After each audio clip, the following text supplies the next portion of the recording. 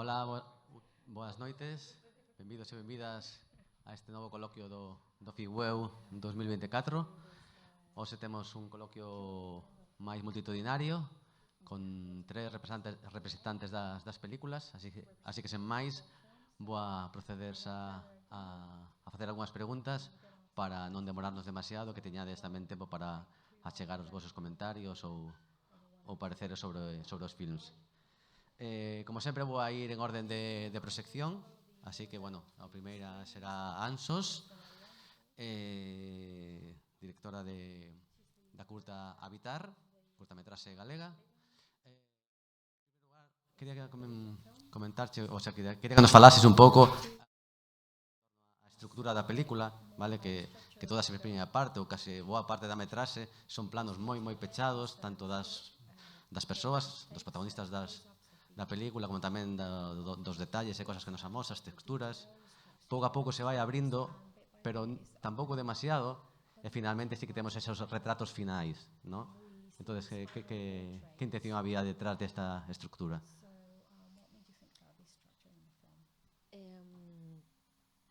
Tiña bastante claro desde o comezo cando empecé a pensar no proxecto, que, bueno, claro, é un proxecto documental que foi terminando de coller forma moito co proceso, pero sí que tiña claro desde o principio a esencia desta estructura e a idea de mostrar os corpos moi fragmentados de forma que nunca puideses identificar que é o que estás vendo, o sea, que corpo estás vendo e mesturar as voces de forma que que sexa como unha única voz e un único corpo. E logo pouco a pouco ir abrindo para así que fose un pouco máis cómodo visionado, porque sí que o plano detalle ten algo así moi estético e que pode axudar a crear esta idea, ¿no? de corpo fragmentado único, pero tamén xera un pouco de incomodidade non estar vendo caras.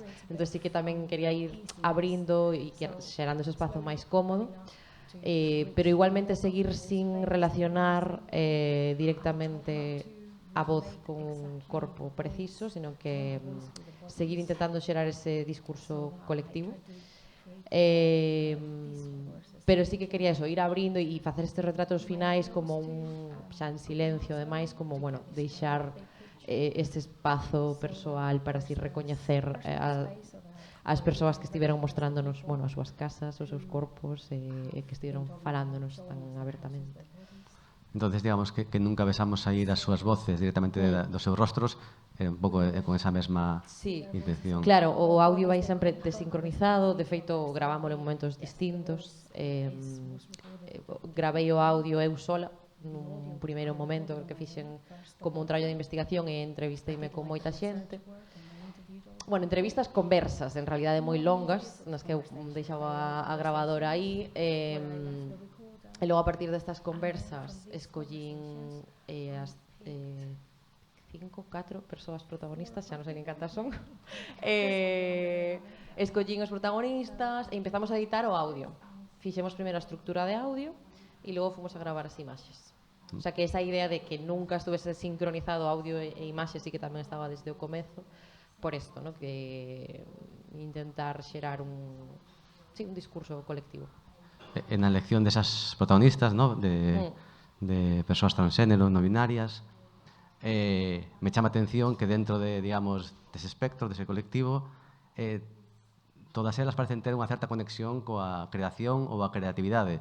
Iso foi mor da casualidade? Había unha intención detrás? Como foi esa escolla? Eso é bastante habitual, ou, casi todo o mundo que me entrevistei sí que ao final tiña algún tipo de vínculo co mundo artístico. Tamén non sei se é porque acabas tirando de fíos de xente que coñeces ou de xente que coñece a alguén, entonces ao final sí, moita xente que dun xeito ou outro traballa no mundo artístico. Creo que é máis cousa das conexións miñas. Sí que fun consciente cando fixen a selección, pero pareceume axeitado tamén para que fose así nutrido visualmente. Sí. Logo tamén cando seleccionei sí que me din conta de que nun primeiro momento pensei que iba a coller xente máis nova, pero cando entrevistaba xente como máis nos 20 e poucos, dime conta que non había tanto discurso en torno a a idea de casa e de fogar, porque claro, ainda estás nunha idade na que estás buscando, na que ou vives con teus pais, ou vives en pisos de estudantes, non te importa moito. Entonces, a xente que tiña un discurso xa máis pensado ou traballado, pois estábamos máis nos 30 e de aí para arriba. Entonces, dime conta desto e tamén, pero decidín que estaba ben, que iba a coller xente nunha horquilla dos case 30 e 30 e tantos. Porque eran os que cos que podía falar máis en profundidade dos temas que me interesaban. Vale. E por último, quería preguntarche polo recurso do retrato que o empregas por unha banda cando aparecen os retratos fotográficos co ese retrato familiar de cada unha das persoas, pero depois tamén faz ese retrato final audiovisual para pechar a curta, deixándolle un tempo considerable. Entonces, non sei se o retrato, o recurso retrato ten un significado dentro da obra. Bueno, toda a peza é un retrato, en realidade, ¿no? O que pasa que esa idea de retrato colectivo, pero a vez, obviamente, hai unha individualidade que se lle dá ese espazo, sobre todo no retrato final. A idea das fotografías tamén, bueno, axudaba a revelar moito quenes son esas persoas. Ao final hai con esas fotos que algunhas son do pasado, outras non tanto, bueno, aí cada persona escolleu que fotos mostrar, pero creo que eso daba pé a imaginar moito máis da vida desas persoas que hasta ese momento estábamos vendo fragmentadas. De feito, a primeira vez que vemos corpos enteiros en a fotografía, e sí que era para dar unha capa de bueno, de quenes eran esas persoas no pasado, ou quenes son, ou como se mostran a sí mesmas esas persoas. Sí, a mí me axudou e me aliviou nese momento. Sí, alivia moito e tamén, claro, creo que por aí, máis ou menos nese momento medio da curta, cando empezas a entender que é o que estás vendo. Empezas a entender pues, que as persoas están falando son persoas trans, que están falando do corpo, que tal, e creo que aí empezan o espectador a facer conexións, e sí que me parecía moi interesante que esa información fose chegando pouco a pouco e a través de estes elementos narrativos así sinxelos, pero que de repente enchen moito a curta. Vale, gracias, Anso. Gracias. Bueno, vamos a pasar coa segunda película. Vai ser o turno de María, da cortametraxe Saab. É unha das chicas que vai no coche. Toda a película sucede no coche, entonces me apetece comezar polo elemento do coche. Bueno, tería como dúas preguntas relacionadas co coche. Por unha banda, que limitación se que supuso rodar toda a curta dentro do coche. E despois tamén me gustaría preguntarte por outra cosa que me chama a atención dentro da dirección artística da cortometraxe son as cortinas do coche e tamén esas uvas. Non sei se iso ten relación de algún xeito coa cultura do país ou se é máis un efecto dramático da propia película. Entonces, non sei se me poderías falar de ambas cuestións.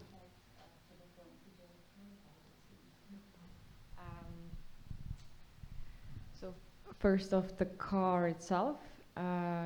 Wait, what was the first part? Like that.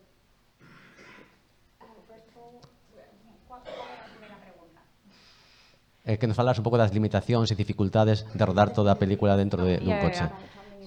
So the director wanted the person that the audience to be in the car the whole time. So even if the actors left and came, you are always staying in there.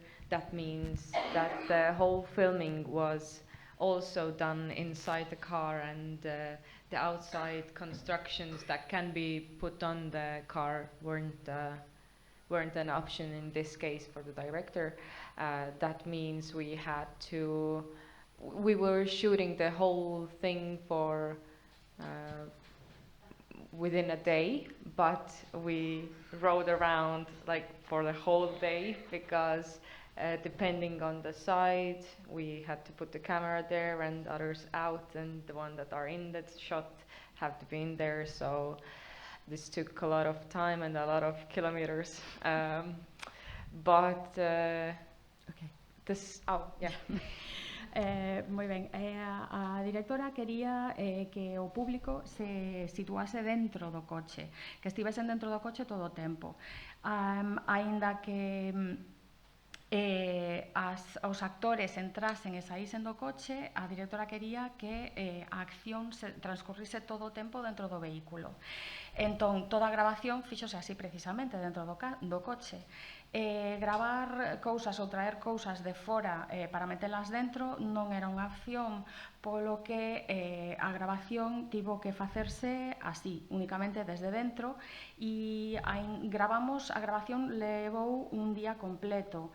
E fixemos moitísimos kilómetros, porque chegados a determinados puntos pois había actores que tiñan que sair, outros que tiñan que entrar, cambiar a posición da cámara, volver a gravar e así unha e outra vez. Entón pois requeriu moito tempo de grabación e moitos kilómetros. Okay.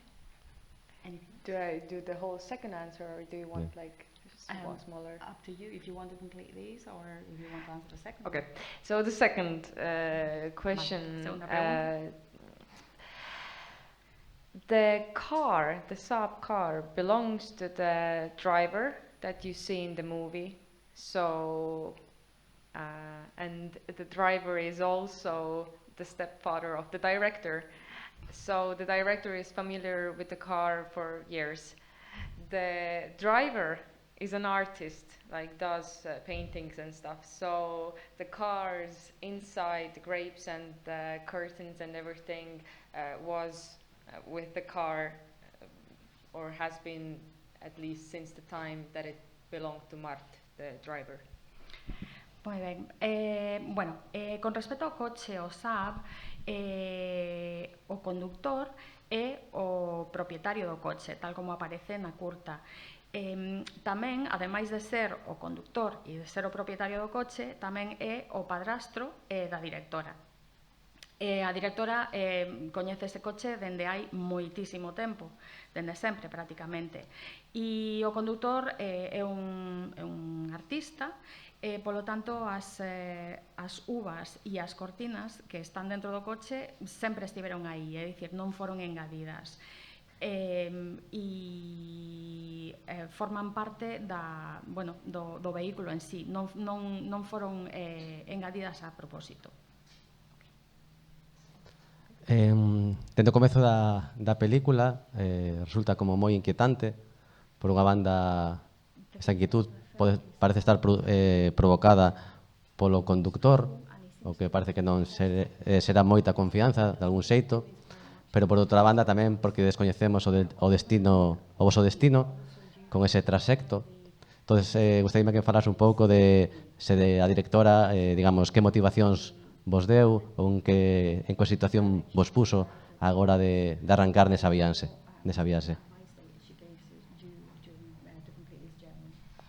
So about the directions that the director made,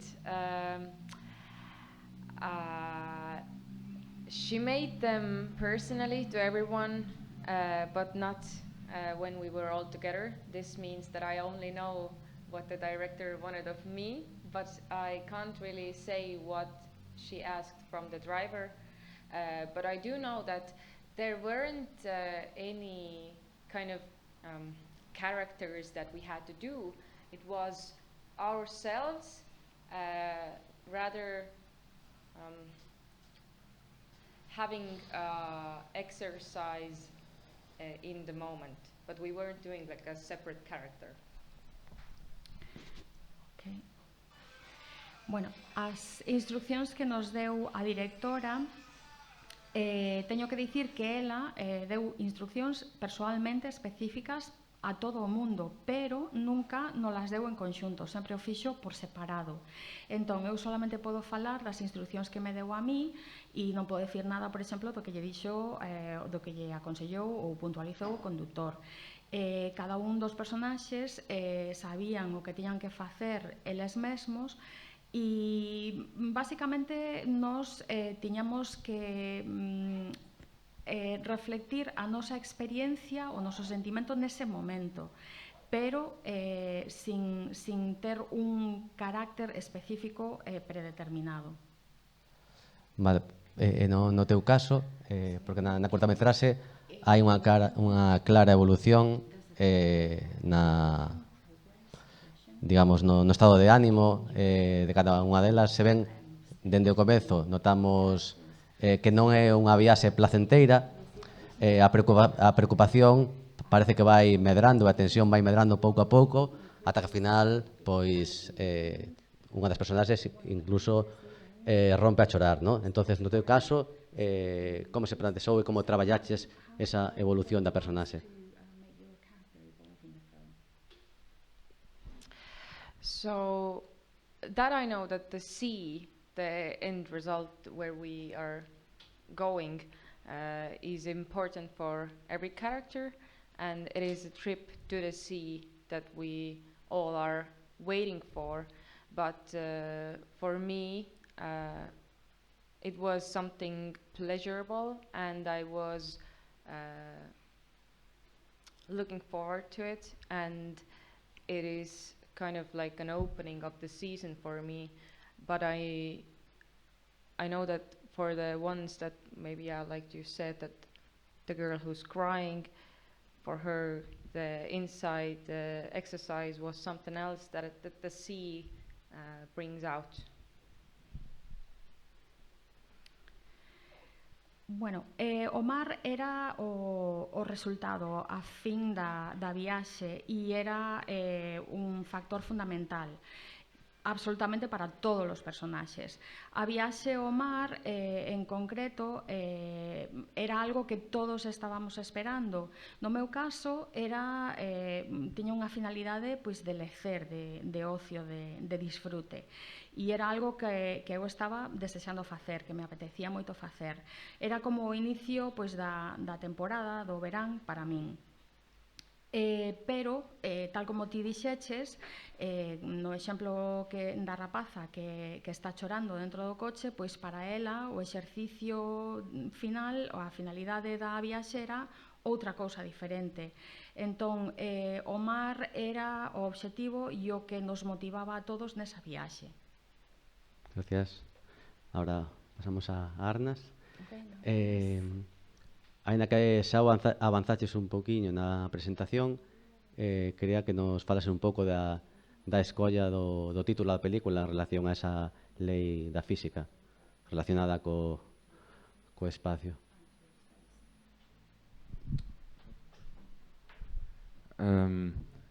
Yeah, the title of the film comes from a novella, which comes from a poem, etc. But I think for me the title is important because, as I said in the beginning of the film, that it's about, you know, these objects in space moving apart from each other, and I think what's important here is the inevitability of it all, right? Like, it's going to happen no matter what. So even if the main character in the film was different, or the other characters were different, someone in either case would have been, you know, cast out because it's kind of a natural thing to do. Como dixen antes na presentación, bueno, o título ven dunha novela, que ven dun poema, que ven doutra cousa e así, etcétera.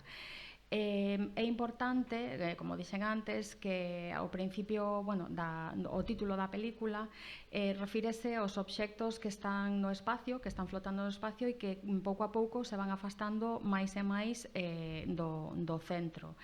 E isto reflicte a inmobilidade de todas as cousas que nos rodean. É dicir, é un feito, son cousas, unha realidade que vai suceder sí ou sí. Incluso, a pesar de que os personaxes fosen diferentes, que cambiasen, que fosen outros, sempre vai haber alguén que quede desprazado, excluído. Entón, e con respecto a iso, pois non hai absolutamente nada que poidamos facer. Vale, algúns planos da película, sobre todo ao comezo, me chama a atención que teñen moito aire por arriba das cabezas. Non sei se é un recurso estilístico ou se había un significado detrás desa decisión a hora de filmar.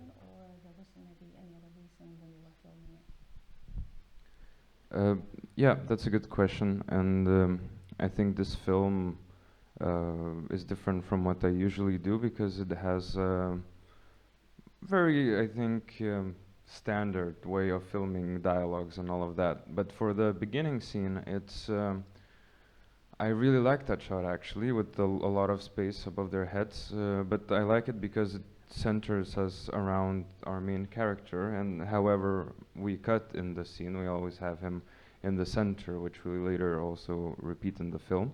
But just, you know, in this kind of shot where you have a lot of headroom, the character, I guess, feels smaller, and then everyone is like surrounding him, basically. Bueno, é unha moi boa pregunta. Este tipo de grabación de filmación non é o que eu adoito facer habitualmente. Sí que é certo que é bastante estándar, unha película bastante normal en canto a diálogos e outras cousas, pero ao principio, particularmente, ese espacio que existe, ese oco, ese baleiro que queda por enriba das cabezas dos personaxes, pois o obxectivo que ten é que a imaxe se centre en torno ao personaxe principal. Desta maneira, el é o foco absoluto, e o mesmo sucede posteriormente na película, na que el é pois, o centro da acción, da imaxe. Ese espacio, ese oco que existe por enriba dos personaxes fai ao mesmo tempo tamén que se sintan moitísimo máis pequenos e que se centre moito máis a atención.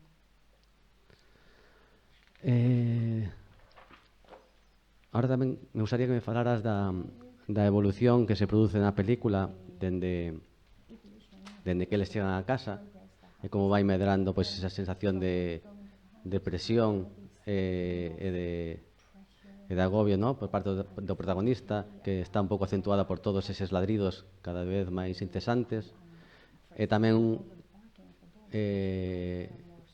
que falas tamén de como evolucionan os personaxes, porque nun primeiro momento a nena pequena parece mirar ao protagonista como cunha mirada acusatoria, pero despois, mentres o resto dos personaxes en principio parecen non acusalo, pero depois todo se invirte.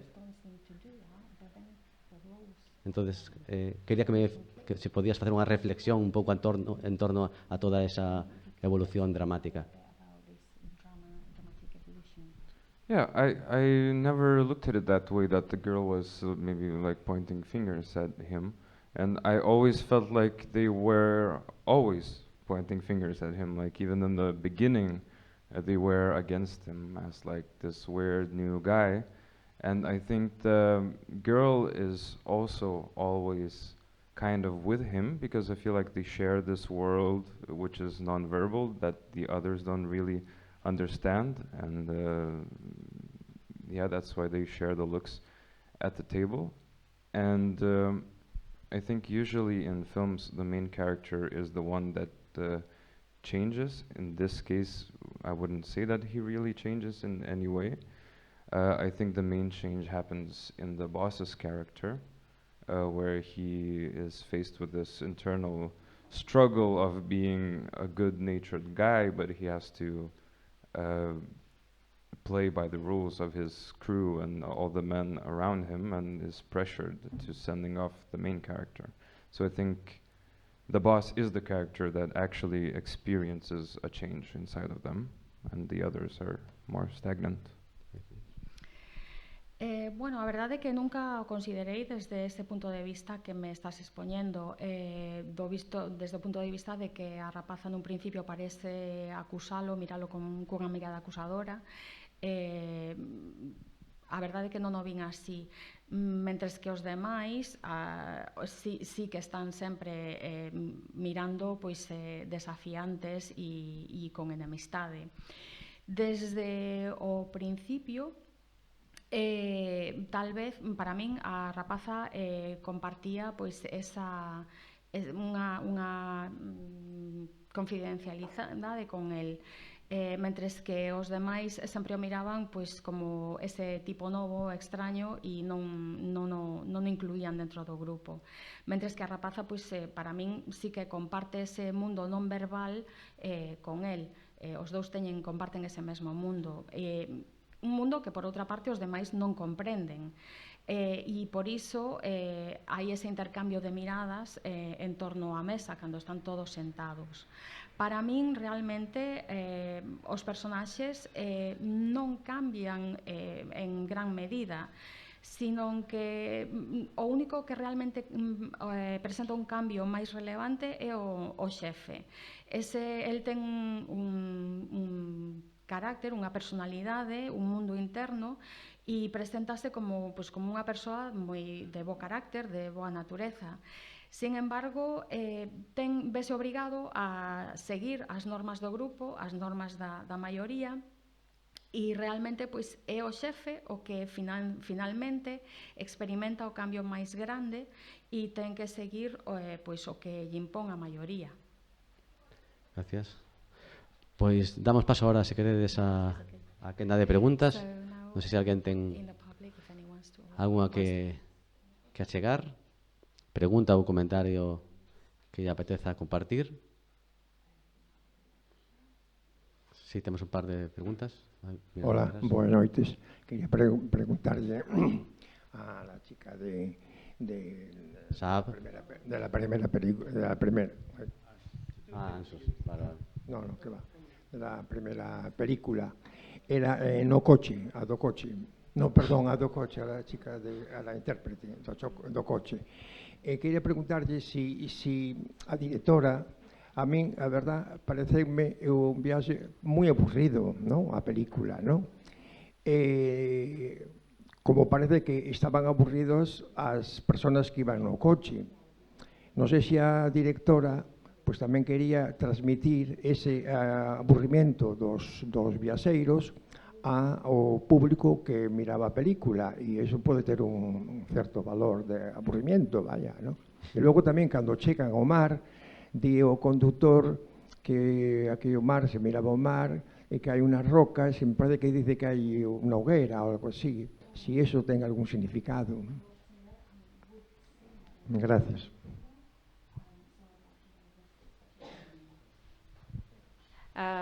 Yeah, as I was saying when I was introducing the film as well, the director wrote his final thesis for the bachelor's degree about the aesthetics of boredom, and she was looking into the boredomness, the uneventfulness, like the everyday things and what's behind there.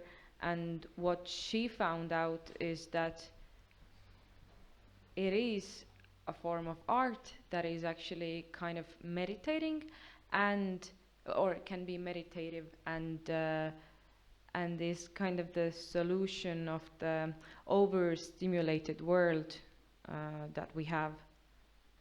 And there were no sheep between the rocks. Bueno, tal como expliquei antes, cando estábamos no escenario, cando fixen a presentación da película, a directora escribiu a súa tese para a súa graduación, e a temática versaba sobre a estética do aburrimento.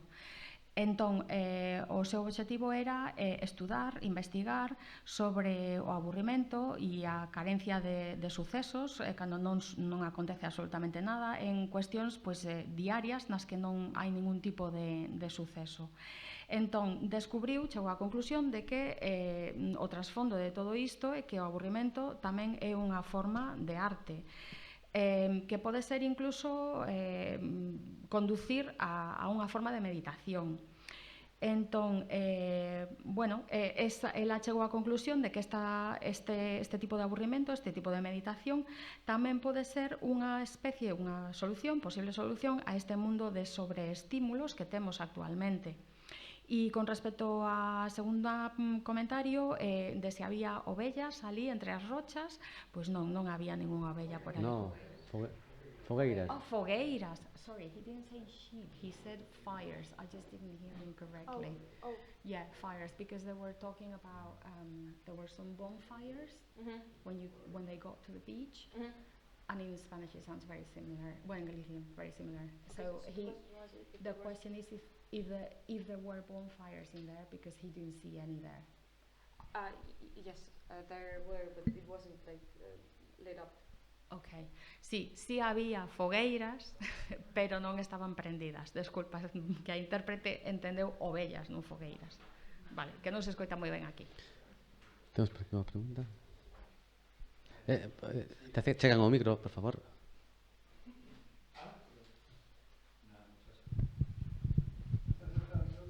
Muchas gracias por este espacio para poder preguntar directamente las cosas.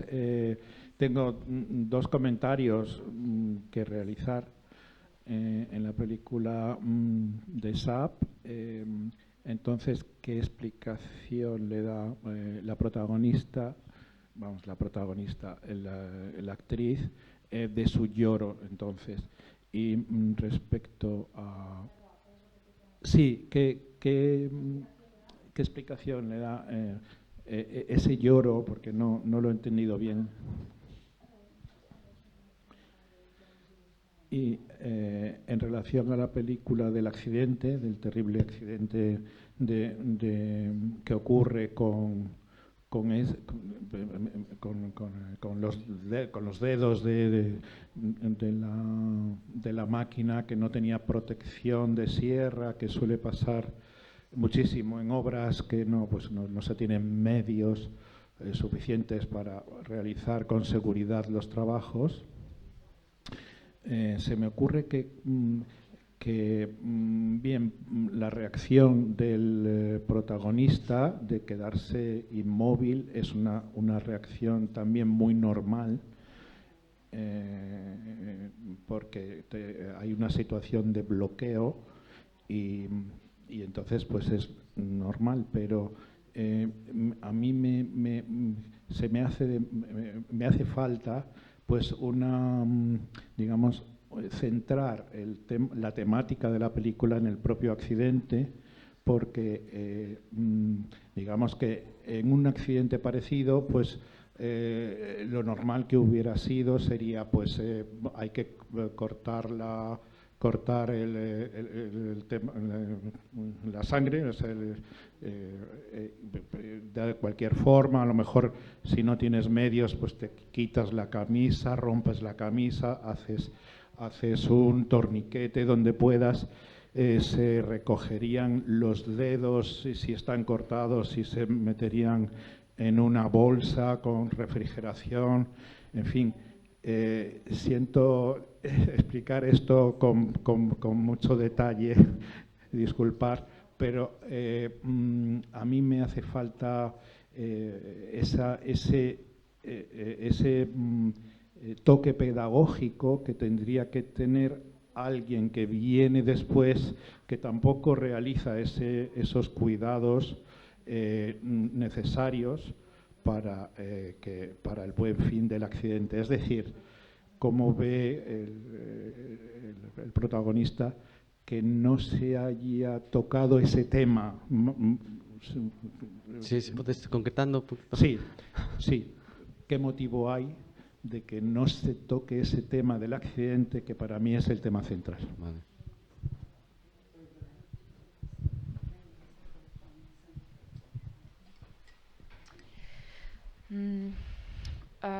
Like I said before, the director gave direct exercises to actors, and therefore I don't know the exact exercise that the girl who started to cry in the end, what she was told. But like overall, I could say it's something that is supposed to move you that much, that if you reach the sea, that it could be that it's super hard for you to go there because some events have happened, or you feel like it's the end of something, or whatever that. But but yeah, I don't know exactly what the actor What she was what she was told. Okay. Bueno, como dixen antes, a directora deulle instruccións a todos e cada un dos actores e actrices. Non sei exactamente cal era a finalidade nin as instruccións que lle deron á actriz que estaba chorando dentro do coche. Non sei o que foi que lle dixo a ela o que tiña que facer, cal era o seu obxectivo. En xeral, todos supoñíase que ao chegar ao mar, que ese era o noso obxectivo, pois que era algo que nos iba a causar unha emoción dun xeito ou doutro. Podería ser que un dos motivos que nos emocionaba ao chegar ao mar pois poderían estar relacionados con algo que sucedera previamente, ou tal vez o mar era o obxectivo, a finalidade de algo. Entón, en principio, eu non sei cales foron as instruccións que lle deron a esa actriz en concreto. I'm not sure if there was a question in it, but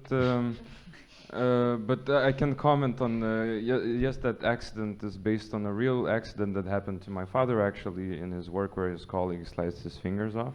So it is a very shocking experience, of course, but what's even more shocking is also what happens afterwards in the hospital and all of that. But in this case, I decided that it's just part of the script and not what the film is about, because the film is about, these other dynamics of these other people. But I agree that if anyone made the film about an accident like that, it'd be interesting. Bueno, non estou realmente seguro de se é unha pregunta ou se era realmente máis unha reflexión. O que sí que podo comentar, que podo dicir, é que a película está baseada nun accidente real que aconteceu ao meu pai, que cortou, un compañeiro seu cortou os dedos nun accidente, e dende logo é unha experiencia impactante. Aínda é máis impactante o que acontece despois unha vez que se leva ese ferido ao hospital e demais. Para min, eu decidín que o accidente fose únicamente unha parte do guión. O que me interesaba realmente era contar e relatar o resto das dinámicas que existen dentro da película. Entón, sí, estou de acordo que é un tema moi interesante que podería reflectirse nunha película, pero, a miña finalidade non era esa, aínda que noutra película, estaría moi ben recollelo. Quedáis unha última pregunta ou unha pregunta para Anxos?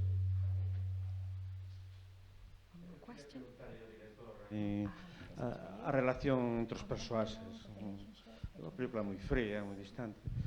Dá impresión, en principio, que están nunha empresa, son individuos independientes, tal, pero ao final están todos xuntos ali como se fora unha familia, se teñen unha relación familiar, se non teñen, se o chico que é mudo da familia, non é? Porque o chico que é mudo tamén parece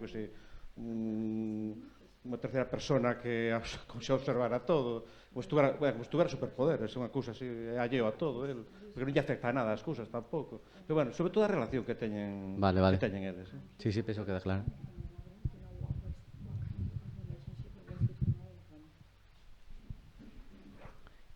I think, in my opinion, I don't think they have any family relationships. I think they met on the day. They had this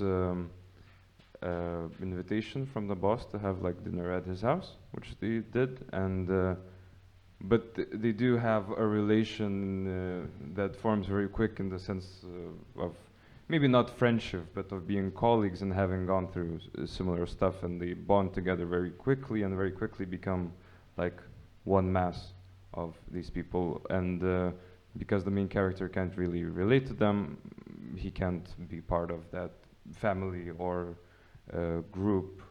And because he's not a character without fault, of course, he's not a perfect human being, but he's also someone who's I think insecure and experiences this type of casting out often, so he isn't prone to attaching himself to people and putting in the effort. Bueno, eu penso, na miña opinión, considero que non hai unha relación familiar entre todos os personaxes. Simplemente coñeceronse todos no mesmo día e reciben unha invitación por parte do seu xefe para ir todos xuntos a cear a súa casa. Todos establecen unha relación entre eles moi rapidamente e convértense pois, en amigos, en colegas e teñen pois, bueno, unha unión que se forxa pois, moi rapidamente. Sen embargo, o personaxe principal pois non chega a forxar esa mesma relación cos demais, el non chega a formar parte do grupo. Por suposto, trátase de unha persoa que, bueno, que non é perfecta, que ten os seus fallos tamén e que se sinte inseguro e que, por outra parte, tamén lle costa moito traballo pois, conectar cos demais e formar parte do grupo. Vale, gracias. Se me permitides, solo unha última pregunta. Esa temos que cortar para que poidan ir a presentar a segunda sesión. Entonces quería, con un pouco de brevedade, Anxos, unha última pregunta. Pode ser un pouco evidente pensar que por unha banda o corpo ou por outra banda a casa poden ser un reflexo da nosa personalidade, pero por que ir máis aló e preguntarte por que se un corpo pode ser unha casa? Igual non tengo unha resposta moi rápida, pero... Claro, es que responder brevemente a isto.